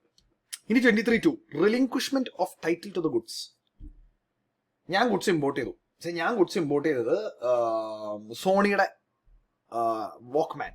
ഇവിടെ വന്നപ്പോഴാണ് കണ്ടേ സോണിയുടെ ഏതോ ചൈനീസ് വാക്ക്മാനാണ് വിട്ടത്. എനിക്ക് വേണ്ടാന്ന് പറഞ്ഞാൽ ഞാനവിടെ ഇട്ടിട്ടും പോയി. റിലിങ്ക്വിഷ് ചെയ്ത് എനിക്ക് വേണ്ട, അങ്ങനെ വേണ്ടാന്ന് ഇട്ടിട്ടുമാണെങ്കിൽ അതിന് ടാക്സും വേണ്ടെന്ന് ഇൻകം ടാക്സ് ഓഫീസേഴ്സോ കസ്റ്റംസ് ഓഫീസേഴ്സോ പറയുന്നത്. നിങ്ങൾക്ക് ടാക്സ് വേണ്ട, നിങ്ങൾക്ക് ഗുഡ്സ് വേണ്ടേ, നിങ്ങൾക്ക് ടാക്സ് വേണ്ട. So the owner of any imported goods before order of clearance for home consumption or an order permitting the deposit of goods in a warehouse. അത് ഞാൻ വന്നു ഷിപ്പിൽ കയറി നോക്കി, സാധനം കയറി നോക്കി, വേറെ ഇത് എന്റെ സാധനം അല്ല, ഇതല്ല ഞാൻ ഓർഡർ ചെയ്ത്, എനിക്ക് വേണ്ടത്. അങ്ങനെ റിലിൻക്വിഷ് ചെയ്യുകയാണെങ്കിൽ അയാൾ അതിന് ടാക്സ് അടയ്ക്കണ്ട. യെസ്, മനസ്സിലായോ? ഇത് എപ്പോഴൊക്കെ സംഭവിക്കാം? ഞാൻ ഓർഡർ ചെയ്ത സാധനമല്ല ഇവിടെ വന്നത്, ഞാൻ ഓർഡർ ചെയ്ത പ്രകാരമല്ല ഇത് ഇവിടെ വന്നത്, എന്തെങ്കിലും ബ്രീച്ച് ഓഫ് കോൺട്രാക്ട് ഉണ്ടായി, ഞാൻ ഓർഡർ ചെയ്ത സാധനം ഇവിടെ ഇപ്പോൾ ഡാമേജ് ആയിട്ട് എത്തി, ഞാൻ വേണ്ടാന്ന് പറഞ്ഞു, എനിക്ക് ഇട്ടിട്ട് പോവാ, ഞങ്ങൾ ഇട്ടിട്ട് ടാക്സ് വേണ്ട. അത്ര 23(2) പറയുന്നുള്ളൂ. മനസ്സിലായോ? 23(2) എന്ന് പറഞ്ഞാൽ goods imported but not as per specification, or അവിടെ ബ്രീച്ച് ഓഫ് കോൺട്രാക്ട് കണ്ടീഷൻസ് ഉണ്ടായി, അല്ലെങ്കിൽ ഡാമേജ് ഉണ്ടായി, അല്ലെങ്കിൽ ഡിസ്ട്രോയിഡ് ആയി, അത് ഇമ്പോർട്ട് ചെയ്ത് എടുക്കാൻ തയ്യാറല്ല. ഇതെപ്പോ പറയണം? ക്ലിയറൻസ് കിട്ടുന്നതിന് മുമ്പ് പറയണം. ക്ലിയറൻസ് എപ്പോഴാ? ഗുഡ്സ് ഷിപ്പ് വന്നു, ഇറക്കി, ഒന്നില്ലെങ്കിൽ വെയർ ഹൗസിലേക്ക് ഹോം കൺസംഷന്.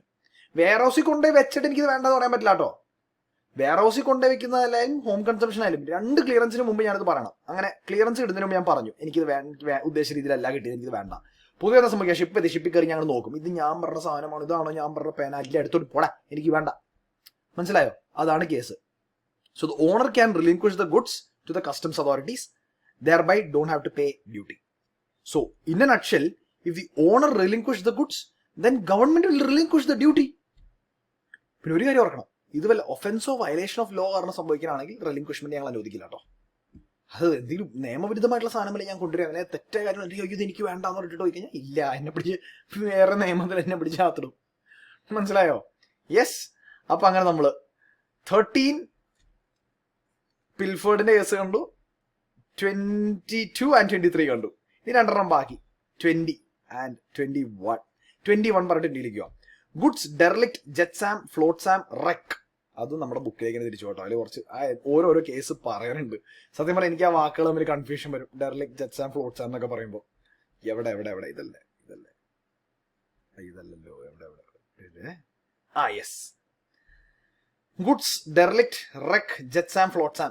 ഡെർലിക്ട് എന്ന് പറഞ്ഞു കഴിഞ്ഞാൽ കടലില് ഇട്ട് കളഞ്ഞു, ഇനി റിക്കവർ ചെയ്യേണ്ടെന്ന് ഇട്ട് കളഞ്ഞു. അത് റെക്ക് എന്ന് പറഞ്ഞു കഴിഞ്ഞാൽ ഷിപ്പ് തകർന്ന സാധനത്തിനാണ്. തകർന്നിട്ട് ഷിപ്പ് തകരുമ്പോഴുള്ള സാധനങ്ങളിലേക്ക് പോകില്ലേ. ജെറ്റ്സാം എന്ന് പറഞ്ഞു കഴിഞ്ഞാൽ ഷിപ്പ് മുങ്ങാൻ പോകാൻ തോന്നി, ഷിപ്പിന്റെ വെയിറ്റ് കുറയ്ക്കാനായിട്ട് കുറെ സാധനങ്ങൾ എടുത്ത് വെള്ളത്തിലേക്ക് ഇട്ടു. ഫ്ലോട്ട്സാം എന്ന് പറഞ്ഞു കഴിഞ്ഞാൽ got separated from ship by some peril. അതിലിങ്ങനെ എന്തോ കാരണം കൊണ്ട് ഇപ്പൊ തിരമാല ശക്തി അങ്ങനെ അടിച്ചു, തെറിച്ചുപോയി. നമ്മൾ കളഞ്ഞതല്ല, തെറിച്ചുപോയി.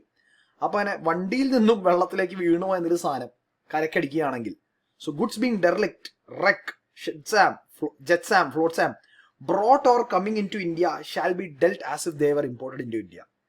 അതായത് ഇത് ഇന്ത്യയിലേക്ക് വന്ന് നമ്മുടെ കരയിലൊന്ന് അടിച്ചു വയ്ക്കും, കസ്റ്റംസ് റൂളിൽ ഇങ്ങനെ കുറെ കണ്ടെയ്നർ ഒന്ന് അടിച്ചു, അത് ഇമ്പോർട്ട് ചെയ്തായിട്ട് തന്നെ കൺസിഡർ ചെയ്യും.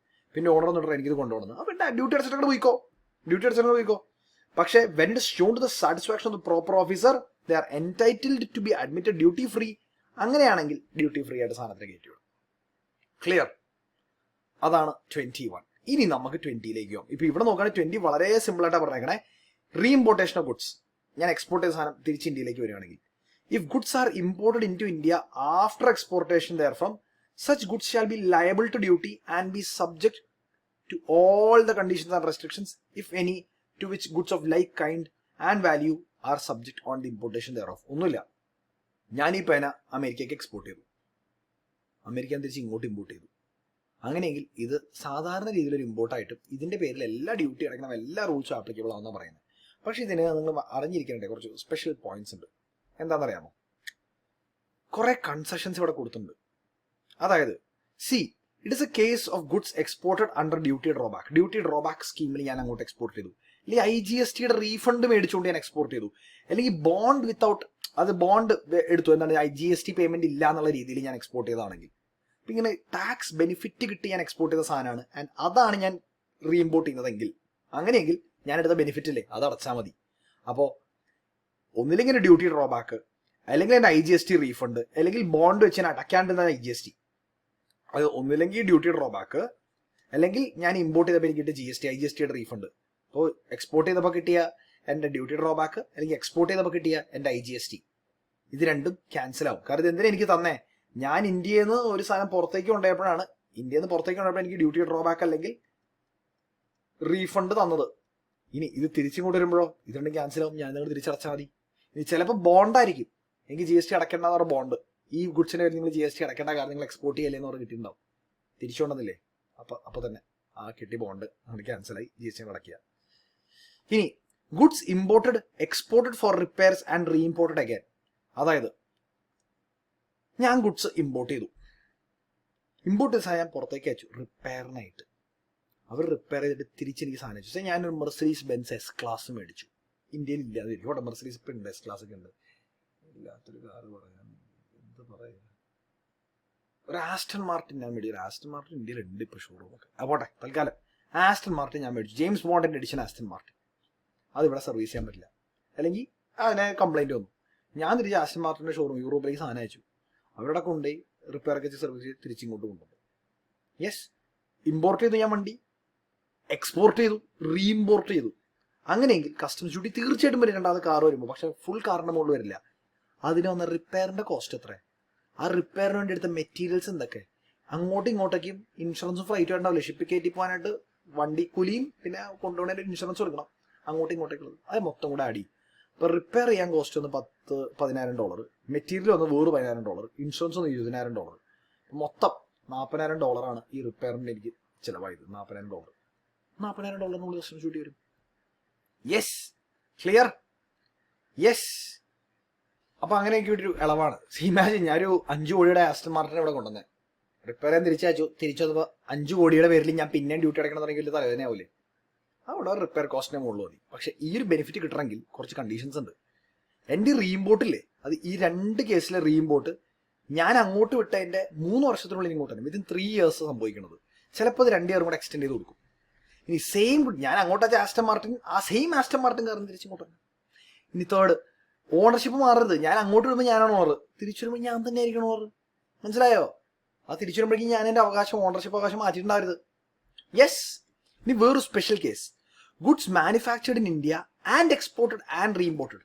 ഇവിടെ ഞാനൊരു കാർ ഉണ്ടാക്കി, ഇവിടെ റോയൽ എൻഫീൽഡ് ബൈക്ക് ഉണ്ടാക്കി, റോയൽ എൻഫീൽഡ് ബൈക്ക് ഇവിടെ ഉണ്ടാക്കിയിട്ട് യൂറോപ്പിലേക്ക് വിട്ടു, തിരിച്ച് റീഇമ്പോർട്ട് ചെയ്യേണ്ട ആവശ്യം വന്നു. എന്തിനാ? ആ റോയൽ എൻഫീൽഡ് റിപ്പയർ ചെയ്യാൻ അല്ലെങ്കിൽ റീകണ്ടീഷൻ ചെയ്യാൻ കൊണ്ടുവന്നു. ഇവിടെ ഉണ്ടായിരുന്നു, വിട്ടു, തിരിച്ചു വന്നു. This should be within 3 years from export. വണ്ടി വിറ്റ് 3 വർഷത്തിനുള്ളിൽ. ഇനി നേപ്പാളിലേക്ക് ഭൂട്ടാനിലേക്ക് വിട്ടെങ്കിൽ 10 വർഷം വരെ ആവാമെന്ന് പറയുന്നത്. ഇപ്പോൾ റോയൽ എൻഫീൽഡ് തമിഴ്നാട് ഫാക്ടറിയിൽ നിന്നൊരു ഇന്റർസെപ്റ്റർ ഉണ്ടാക്കി ലണ്ടനിലേക്ക് അയച്ചു. അവിടെ ചെറിയ കംപ്ലൈന്റ് ആയ വണ്ടിക്ക് എഞ്ചിന്റെ കംപ്ലൈന്റ് റീവർക്ക് ചെയ്യണമെന്ന് തിരിച്ചയച്ചു. 3 വർഷത്തിനുള്ളിൽ വന്നു. ഓക്കെ. അല്ലെങ്കിൽ ഇതിപ്പോൾ റിപ്പയർ റീകണ്ടീഷൻ വലിയൊരു വർക്ക്, എഞ്ചിൻ റിപ്പയർ അങ്ങനത്തെ മേജർ സാധനം. ഏതെങ്കിലും റീപ്രോസസിങ്ങോ റിഫൈനിങ്ങോ അല്ലെങ്കിൽ ചെറിയ അറ്റകുറ്റപ്പണികളാണെങ്കിൽ പോയതിന്റെ 1 വർഷത്തിനുള്ളിൽ ഇങ്ങോട്ട് വരാം. അപ്പോൾ അങ്ങോട്ട് വിടണേ, ടാങ്കിന്റെ അല്ലെങ്കിൽ പെയിന്റ് കാണാത്ത ലുക്കില്ല, ഒന്ന് ഫിനിഷ് ചെയ്തേക്കാം, തിരിച്ചയച്ചിട്ടുണ്ട്, ഒന്ന് പോളിഷ് ചെയ്തിട്ട് കൊണ്ട് തിരിച്ചു തരാം. അപ്പം നിസ്സാര വർക്കൊക്കെ ആണെങ്കിൽ 1 വർഷത്തിൽ തിരിച്ചു വരാം. നമ്മൾ വിട്ട് 1 വർഷത്തിൽ തിരിച്ചു വരാം. ഇപ്പം എഞ്ചിൻ വർക്ക്, മേജർ ഫെയിലിയർ, വണ്ടിയുടെ ചാസി ഒടിഞ്ഞു പോയി, അങ്ങനെയൊക്കെ ആണെങ്കിൽ 3 വർഷം കൊണ്ട് ടൈം തരാം. 3 വർഷത്തിൽ തിരിച്ച് ഇന്ത്യയിലേക്ക് വിട്ടാൽ മതി. അങ്ങനെയാണെങ്കിൽ ഞാൻ അങ്ങോട്ട് വിറ്റല്ലോ, ഗുഡ്സ് തിരിച്ചു വന്നല്ലോ. അപ്പോൾ I am Royal Enfield sold goods to London. റിപ്പയറിന് അല്ലെങ്കിൽ റീകണ്ടീഷനിൽ റിഫൈനിങ്ങിന് അല്ലെങ്കിൽ റീപ്രോസസിങ്ങിനായിട്ട് ഗുഡ്സ് തിരിച്ച് ഇങ്ങോട്ട് എൻ്റെ അടുത്തേക്ക് വന്നു, അല്ലെ? ഇമ്പോർട്ട് ചെയ്യേണ്ടി വന്നു. ആ ഇമ്പോർട്ടിൽ ഡ്യൂട്ടി വരില്ല if reimported goods are reexported within 6 months. ഞാൻ തിരിച്ചു കൊണ്ടുവന്നില്ലേ, തിരിച്ചു കൊണ്ടുവന്ന് റിപ്പയർ ചെയ്ത് 6 മാസത്തിനുള്ളിൽ ഞാൻ തിരിച്ചയച്ചു. വേണമെങ്കിൽ 6 മാസം തീരില്ലെങ്കിൽ ഒരു 6 മാസം എക്സ്റ്റൻഷൻ കൂടെ എനിക്ക് മേടിക്കാം. അതേ ഗുഡ്സ് തന്നെ റീ എക്സ്പോർട്ട് ചെയ്യണം. ഇനി അത് കൊണ്ടുവരുന്ന സമയത്ത്, ഞാൻ ഇങ്ങോട്ട് ഇമ്പോർട്ട് ചെയ്യുന്ന സമയത്ത് ഒരു ബോണ്ട് അങ്ങനെ എഴുതി കൊടുക്കണം. സാറേ എന്നെ ഒന്ന് വിശ്വസിക്കൂ, ഞാനിത് ഇങ്ങോട്ട് ഇന്ത്യയിലേക്ക് തിരിച്ചു കൊടുക്കുന്നത് ഇമ്പോർട്ട് ചെയ്തത് റിപ്പയർ ചെയ്യാൻ വേണ്ടി മാത്രമാണ്, റിപ്പയർ ചെയ്യാൻ തിരിച്ച് അയക്കും എന്ന് പറഞ്ഞ് സത്യവാങ്മൂലം അങ്ങോട്ട് എക്സിക്യൂഷൻ ഓഫ് ബോണ്ട് അങ്ങോട്ട് നടത്തി കൊടുക്കണം നമ്മൾ. മനസ്സിലായോ? എക്സ്പോർട്ട് ചെയ്തു, ഇമ്പോർട്ട് ചെയ്യുന്ന സമയത്ത് ഞാൻ പറയണം, സാറേ ഇത് ഞാൻ കൊണ്ടുവന്ന് റിപ്പയറിന് വേണ്ടി മാത്രം തിരിച്ചു വിട്ടേക്കാം, എന്നിട്ട് ഞാൻ അത് റിപ്പയർ ചെയ്ത് എല്ലാം ചെയ്ത് 6 മാസത്തിനുള്ളിൽ തിരിച്ചയച്ചു, സെയിം ഗുഡ്സ് തന്നെ തിരിച്ചയച്ചു. അങ്ങനെയാണെങ്കിൽ ഈ കൊണ്ടുവരുന്ന ഇമ്പോർട്ടിന് ടാക്സ് അടയ്ക്കണ്ട. മനസ്സിലായോ? ക്ലിയർ? അത്ര ഉള്ളു സംഗതി. അതാണ് സെക്ഷൻ 20. അപ്പൊ 13, 20, 21, 22, 23 മനസ്സിലായില്ലേ? 2 sections. Section 24, power to make rules for denaturing and mutilation of ഗുഡ്സും പിന്നെ power of government to grant exemption from duty. First one ഞാൻ പറഞ്ഞു, 24 പറഞ്ഞുതരാം. ചില ഗുഡ്സ് ഇല്ലേ നമ്മുടെ നാട്ടിലേക്ക് കൊണ്ടുവരുമ്പോൾ ഈ ഗുഡ്സിന് ചിലപ്പോൾ ഒന്നിൽ കൂടുതൽ ഉപയോഗങ്ങൾ ഉണ്ടാവും. അപ്പൊ അതിനെ ഒന്നിൽ കൂടുതൽ രീതിയിൽ അതിനെ ക്ലാസിഫൈ ചെയ്യാൻ പറ്റുമായിരിക്കും. ഇപ്പൊ ആൽക്കഹോളാണ് ഹ്യൂമൻ കൺസംഷനുള്ള മദ്യം, ഇതിനുള്ളതാക്കാം, അല്ലെങ്കിൽ വേറെ സ്പിരിറ്റ് എന്നുള്ള രീതിയിൽ കൺസിഡർ ചെയ്യാം. അപ്പൊ അങ്ങനെയുള്ള കേസ് വരികയാണെങ്കിൽ ഞാൻ എൻ്റെ കസ്റ്റംസ് ഓഫീസറോട് പറയാം, സാറേ അതിനെ ഇങ്ങനെ കാണരുത്, ഇങ്ങനെ കാണും. ഫസ്റ്റ് രീതി കാണരുത്, മറ്റേ രീതി കാണും.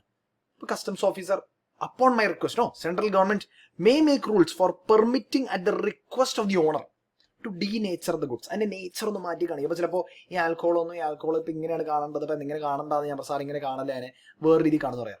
ഞാൻ പറയാം, സാർ ഒരു കെമിക്കൽ മിക്സ് ചെയ്ത് ഞാൻ നേച്ചറിന് മാറും, സാർ മിക്സ് ചെയ്ത് നോക്കിക്കോ. ഞങ്ങളത് ഇങ്ങനെ ഉണ്ടെന്ന് വെച്ചാൽ കൊണ്ടുവരാൻ എളുപ്പം ഇതായിരുന്നു. അപ്പോൾ ആൾക്ക് നമ്മുടെ ഓഫീസറിൽ നിന്ന് കെമിക്കൽ മിക്സ് ചെയ്ത് നോക്കി അതിനെ സ്പിരിറ്റ് ആക്കി മാറ്റി, ഓക്കെ ശരി കെമിക്കൽ സ്പിരിറ്റ് എന്നുള്ള രീതി കൊണ്ടേക്കോ. ഇനി മ്യൂട്ടിലേഷൻ എന്ന് പറയുന്നത്, ഞാൻ കുറെ പഴയ മെഷീൻസ് ഇന്ത്യയിലേക്ക് കൊണ്ടുവന്നു, ഇന്ത്യയിൽ സ്ക്രാപ്പായിട്ട് വെക്കാൻ. പക്ഷേ കസ്റ്റംസ് ഓഫീസർ ഇത് മെഷീനല്ല, ഇതങ്ങനെ സ്ക്രാപ്പാണ്. അല്ല സാർ ഇത് സ്ക്രാപ്പായിട്ട് വിൽക്കാനാ. സാർ വേണമെങ്കിൽ പൊളിച്ച് മ്യൂട്ടിലേറ്റ് ചെയ്തോ, കഷ്ണമാക്കിക്കോ, സ്ക്രാപ്പായിട്ട് ഞാൻ കൊണ്ടേക്കോട്ടെ.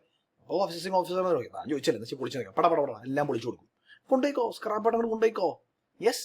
അപ്പോൾ അത് ഗവൺമെന്റിനുള്ള പവർ ഉണ്ട് ടു മേക്ക് റൂൾസ് ഫോർ ഡീനേച്ചറിങ് അല്ലെങ്കിൽ മ്യൂട്ടിലേഷൻ ഓഫ് ഗുഡ്സ്. അങ്ങനെ ഡീനേച്ചർ ചെയ്ത് നമുക്ക് വേണ്ട രീതി, നമ്മുടെ അപേക്ഷയിലാണ്ട് ചെയ്യണേ, നമുക്ക് വേണ്ട രീതിയിൽ അതിനെ കൊണ്ടുവന്ന് അതിന്റെ പേരിൽ അതിനെ ക്ലാസിഫൈ ചെയ്ത് അതിന് ടാക്സ് അടയ്ക്കുക. ഞാൻ നേരത്തെ പറഞ്ഞല്ലോ ഈ ടാക്സ് റേറ്റ് വരുന്നത് ഇവിടെ എന്താ പറഞ്ഞത്, ടാക്സ് റേറ്റ് ഓഫ് ഡ്യൂട്ടി വരുന്നത് ഗുഡ്സിന്റെ ക്ലാസിഫിക്കേഷന്റെ ബേസിസിലാണ്. ക്ലാസിഫിക്കേഷൻ നമുക്ക് ഡീനേച്ചർ ചെയ്യാനോ ഡീമ്യൂട്ടിലേറ്റ് ചെയ്യാനോ, ഡീനേച്ചർ ഓർ മ്യൂട്ടിലേറ്റ് ചെയ്യാനോ ഗവൺമെന്റ് അധികാരമുണ്ട്. And finally last one, power to grant exemption from duty. Government power ഉണ്ട് ഡ്യൂട്ടിയിൽ നിന്ന് സാധനങ്ങൾ എക്സെപ്റ്റ് ആക്കാൻ. സെൻട്രൽ ഗവൺമെന്റ് പബ്ലിക് ഇൻട്രസ്റ്റ് വേണ്ടി ഒരു നോട്ടിഫിക്കേഷൻ പാസ്സാക്കാം, ഗസറ്റിൽ കുറേ ഗുഡ്സിനെ എക്സെപ്റ്റ് ചെയ്യാൻ, അല്ലെങ്കിൽ പബ്ലിക് ഇൻട്രസ്റ്റിൽ സ്പെഷ്യൽ ഓർഡർ പാസ് ചെയ്യാം ചില സ്പെസിഫിക് കേസസിൽ ഗുഡ്സിനെ കസ്റ്റംസ് ഡ്യൂട്ടി നിന്നിട്ട് മാറ്റാനായിട്ട്. ഓക്കെ, ഇനി അതിപ്പോൾ 25(1), 25(2), 25(2)A എന്താ പറയുന്നത് അറിയോ? ഇനി ഇതിന്റെ പേരിൽ വല്ല എക്സ്പ്ലനേഷൻ വേണം. ഇത് 1ന്റെയും 2ന്റെയും കാര്യം മനസ്സിലായില്ല, ഞാൻ ഒരു വർഷം അല്ലെങ്കിൽ ഒരു 6 മാസം കഴിഞ്ഞ് ഞാൻ എക്സ്പ്ലനേഷൻ ഇടുക. അങ്ങനെയാണെങ്കിൽ explanation inserted within 1 year shall have retrospective effect. അതായത്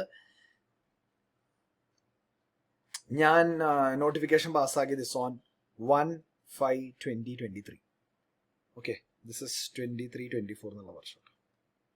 ഞാൻ ഏതാണ്ട് 1/9/23 ആയപ്പോൾ ഇതിന് വേണ്ടൊരു എക്സ്പ്ലനേഷൻ ഇട്ടു. ഇതിന് വേണ്ടൊരു എക്സ്പ്ലനേഷൻ ഞാൻ ഇട്ടു. ആ എക്സ്പ്ലനേഷൻ ഞാനിത് 4 മാസത്തിലിട്ടില്ലേ, 4 മാസത്തിലിട്ട് കഴിഞ്ഞാൽ ഈ explanation shall be effective from here. ഇവിടുന്നേ ഈ എക്സ്പ്ലനേഷൻ എഫക്റ്റീവ് ആയിരിക്കും, ഇവിടെ നിന്നല്ല. ഒരു വർഷത്തിനുള്ളിൽ എക്സ്പ്ലനേഷൻ ഇട്ടാൽ മതി. അങ്ങനെയാണെങ്കിൽ ഈ നിയമം എപ്പോഴാണ് ആ നിയമത്തിന്റെ ഡേറ്റ് തൊട്ട് എക്സ്പ്ലനേഷൻ ആക്റ്റീവ് ആയിരിക്കും. യെസ്, ഇനി നെക്സ്റ്റ് 4 പറയുന്നു, സോറി യെല്ലോ അല്ലേ, 4 പറയുന്നു any notification under section 1 or 2. ഇതിൽ ഈ 2 നോട്ടിഫിക്കേഷൻ ഇല്ലേ, ശ്രദ്ധിച്ചേക്കുക. അതേതാ 1 or 2 അല്ല, 1 or 2A. ഈ 2 നോട്ടിഫിക്കേഷൻ, ഈ 2 notification is applicable from the date of issue of order by central government and not publication in official gazette. ഞാൻ ഇഷ്യൂ ചെയ്ത നോട്ടീസ് ഇന്ന സാധനങ്ങളൊന്നും കസ്റ്റംസ് ഡ്യൂട്ടിയിൽ വേണ്ട, എന്നിട്ട് 10-20 ദിവസം കണ്ടായിരിക്കും ഇത് ഗസറ്റിൽ വന്നെ. ഗസറ്റിൽ വന്ന ഡേറ്റ് നിങ്ങൾ നോക്കണ്ട, എന്നാ നിങ്ങൾ നോട്ടീസ് ഇട്ടെ കലക്കൻ ഇടിവെട്ട്. ആ നോട്ടീസ് ഇട്ട ഡേറ്റ് തൊട്ട് ഈ പറഞ്ഞ സാധനം ഏതാണ് കസ്റ്റംസ് ഡ്യൂട്ടി ഞങ്ങൾ എക്സംഷൻ തരാം. ആൻഡ് 4A പറയുന്നു കണ്ടീഷണൽ എക്സംഷൻ. ചില കേസിൽ വരെ കണ്ടീഷൻസ് ഒക്കെ വെച്ച് എക്സംഷൻ കൊടുക്കും. പൊതുവെ കണ്ടീഷൻസ് വെച്ച് എക്സംഷൻ കൊടുക്കുകയാണെങ്കിൽ അതേക്കുറിച്ച് ഒന്നും പ്രത്യേകിച്ച് പറയുന്നില്ലെങ്കിൽ പൊതുവെ ഒരു കണ്ടീഷണൽ എക്സംഷൻ 2 വർഷത്തേക്കാണ് വാലിഡ്. 2 വർഷത്തേക്ക്. അപ്പൊ 2 വർഷവും ഒരു പ്രത്യേക രീതിയിലാണ്.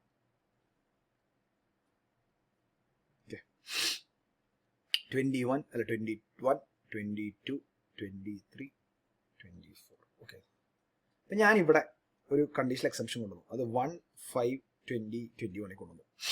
2 വർഷം, 2 വർഷം വരടാന്ന് പറഞ്ഞല്ലോ. അപ്പോൾ 1/5/2022 1 വർഷം എടുത്തു. 1/5/23 ഇതുവരെ വാലിഡാന്ന് പറഞ്ഞ 2 വർഷം അല്ല. 2 വർഷം കഴിഞ്ഞ് അതിന്റെ 31st മാർച്ച്, അതിന്റെ ഇയർ എൻഡ് 31st March 24 വരെ വാലിഡാ. So it is applicable up to or valid up to 31st March following immediately after 2 years from date of grant. അപ്പോൾ ഇവിടെ നിന്ന് 2 വർഷം എടുക്ക്, അത് കഴിഞ്ഞിട്ട് ഉടനെ വരണ ഇയർ എൻഡ് എടുക്ക്. അതുവരെയാണ് കണ്ടീഷണൽ എക്സംഷൻസ് വാലിഡ്. അല്ലെങ്കിൽ ഇടയ്ക്ക് ഇതും പറയും, അതിനെക്കുറിച്ച് സ്പെസിഫിക്കേഷനോ അല്ലെങ്കിൽ അതിന്റെ റെസിൻഡ് ചെയ്യാനോ എടുത്ത് മാറ്റാനോ ചെയ്യും. ഓക്കെ, ഇത്രേ ഉള്ളൂ ബേസിക്സ് ഓഫ് കസ്റ്റംസ് ഡ്യൂട്ടി. ഇവിടെ ഒരു കാര്യം ചെയ്യുന്നത് കേസ് ലോസ് എന്നുള്ളത്, അത് ഞാൻ അടുത്ത വീഡിയോയിൽ വേറെ സെക്ഷനിൽ പറഞ്ഞുതരാം. ഓൾറൈറ്റ്, സോ ക്ലിയർ ആയിട്ട് മനസ്സിലായില്ലേ? ആൻഡ് ഇന്റർമീഡിയറ്റിന്റെ സത്യം പറയാം, ഇന്റർമീഡിയറ്റ് എക്സാം വെച്ചുകൊണ്ട് കേസ് ലോസ് ഒന്നും വലിയ പ്രസക്തി ഇല്ല, വിട്ടേക്കുക. ഇത് കഴിഞ്ഞ് നേരെ വാല്യുവേഷനിലേക്കും ഗുഡ്സിന്റെയും ബാക്കി ടൈപ്സ് ഓഫ് ഡ്യൂട്ടീസിലേക്കും പോയാൽ മതി. യെസ്, സോ അത്രേ ഉള്ളൂ. 40 minutes അല്ലേ, 42 minutes. നന്നായിട്ട് മനസ്സിലായെന്ന് വിശ്വസിക്കുന്ന ഈ സ്റ്റഡി. എന്തെങ്കിലും ഡൗട്ട് ഉണ്ടെങ്കിൽ as you always feel free to ask. അപ്പൊ അത്രയും പറഞ്ഞുകൊണ്ട് ഞാൻ ഈ വീഡിയോ അവസാനിപ്പിക്കുകയാണ്. എന്തെങ്കിലും ഡൗട്ടോ അല്ലെങ്കിൽ എന്തെങ്കിലും ക്ലാരിഫിക്കേഷൻ, എന്തെങ്കിലും അഡീഷണൽ റിക്വസ്റ്റോ നിങ്ങൾക്ക് ഉണ്ടെങ്കിൽ please do let me know. I'm here to provide whatever support that I can. എന്നെ കൊണ്ട് കഴിയാവുന്ന സപ്പോർട്ട് എന്തെങ്കിലും ചെയ്തുതരാം. ആൻഡ് ബിഫോർ ഐ ലീവ്, എൻ്റെ സ്ഥിരം ending note, if you enjoyed learning with me, please do like, comment, share, subscribe. ഫ്രണ്ട്സിനോടൊക്കെ പറയാൻ ഈ ചെറിയ ചാനലിനെ പറ്റി. Bring in more people to കൈഡു. Also do check out my website for my courses and everything. And yes, that's pretty much it. അത്രയും പറഞ്ഞുകൊണ്ട് let's wind up. Okay, so tata, take care and goodbye. This is Nishant Raghunath signing off and wishing you the very best for your upcoming exams. Bye bye.